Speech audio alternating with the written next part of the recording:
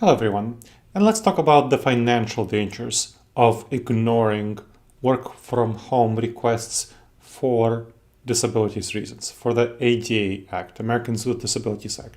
There was a recent court case, the Billesdon versus Wells Fargo court case, where a jury awarded over $22 million against Wells Fargo for violations of the Americans with Disabilities Act around remote work denial.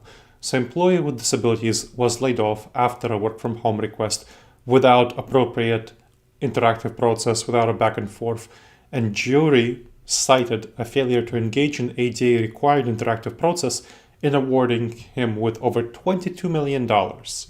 That's for both punitive and emotional distress, as well as the denial itself. And I have to tell you, I've served as an expert witness on these remote work denial cases pretty often, and I've seen that jury trials in particular often result in substantial awards for flexible work denial requests because juries tend to be sympathetic to employees who are denied work from home accommodations. That highlights the legal risk for not approaching work from home requests with appropriate gravity around the ADA process. Now, the ADA, Americans with Disabilities Act, requires appropriate accommodations for employees with disabilities, and that includes physical and mental health issues. So missteps in ADA compliance can cause serious legal risks. And the EEOC, Equal Employment Opportunity Commission, highlighted that work from home is appropriate to address both mental and physical health challenges, and it sued employers who denied work from home requests for both physical and mental health reasons. And interactive process, again, is key here. These employers did not engage in an interactive process appropriately with their employees before denying them the accommodation to work from home and firing them usually.